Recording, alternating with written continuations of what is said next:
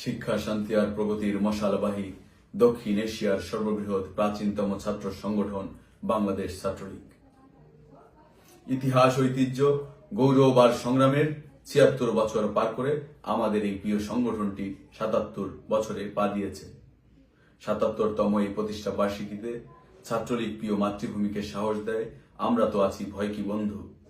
প্রজন্মকে আহ্বান জানায়, অস্থির হও না, প্রস্তুত হও। প্রতিষ্ঠা বার্ষিকীর লগ্নে আমি গভীর শ্রদ্ধার সাথে স্মরণ করছি হাজার বছরের শ্রেষ্ঠ বাঙালি জাতির মহান স্থপতি, জাতির পিতা বঙ্গবন্ধু শেখ মুজিবুর রহমানকে। সেই সাথে আমি গভীর শ্রদ্ধার সাথে স্মরণ করছি বাংলাদেশ ছাত্রলীগের ১৭,০০০ নেতাকর্মী, যাদের আত্মত্যাগের মাধ্যমে আমরা পেয়েছি একটি স্বাধীন ভূখণ্ড।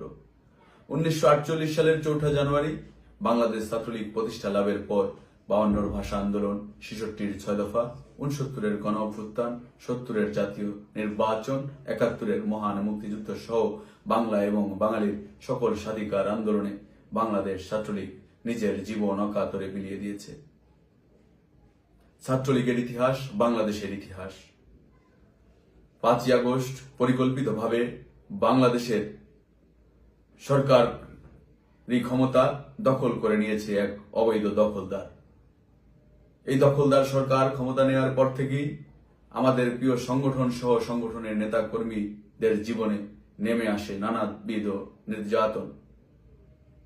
অবৈধভাবে নিষিদ্ধ করা হয় আমাদের এই প্রাণের সংগঠন বাংলাদেশ ছাত্রলীগকে। শত শত নেতা কর্মীকে বেআইনিভাবে বিচার বহির্ভূতভাবে হত্যা করা হয়।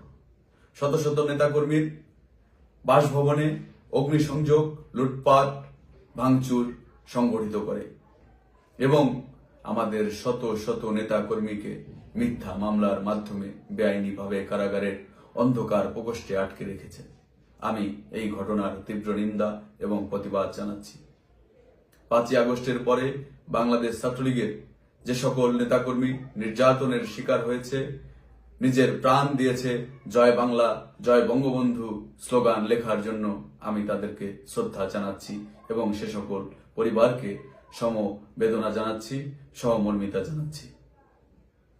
বাংলাদেশ ছাত্রলীগ জন্মলগ্ন থেকেই এই বাংলাদেশের পক্ষে ছিল, বাংলাদেশের সাধারণ শিক্ষার্থীর পক্ষে ছিল। বাংলাদেশ ছাত্রলীগ এই উপমহাদেশের সর্ববৃহৎ একান্নবর্তী পরিবার।